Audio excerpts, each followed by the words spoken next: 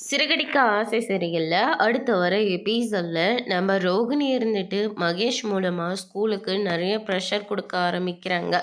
என் கிறிஷை கொண்டு வந்து விட சொல்லு அப்படின்ற மாதிரி.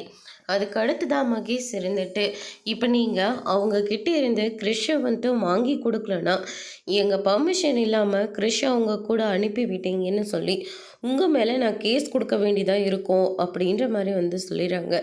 அதுக்கு அடுத்ததா அப்படியெல்லாம் ஒன்றும் பண்ணிடாதீங்க அப்படின்னு சொல்லிட்டு அந்த சார் இருந்துட்டு முத்துக்கும் மீனாவுக்கும் கால் பண்ணி கிறிஷை கூட்டிகிட்டு வந்து விட சொல்கிறாங்க.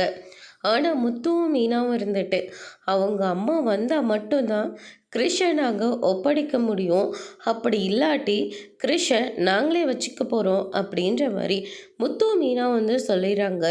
இதை கேட்டோன்னே ரோகிணி இருந்துட்டு பயங்கரமாக ஷாக் ஆகுறாங்க. பெத்தவனா இருக்கிற போதே பிள்ளைய வந்து திருடிட்டு போயிட்டாங்கன்னு சொல்லி ரோகிணி இருந்துட்டு முத்து மேலேயும் மீனா மேலேயும் வந்து கேஸ் கொடுக்குறாங்க. போலீஸ் இருந்துட்டு முத்துவும் மீனாவையும் அரெஸ்ட் பண்ணி கூட்டிக்கிட்டு போகிறாங்க.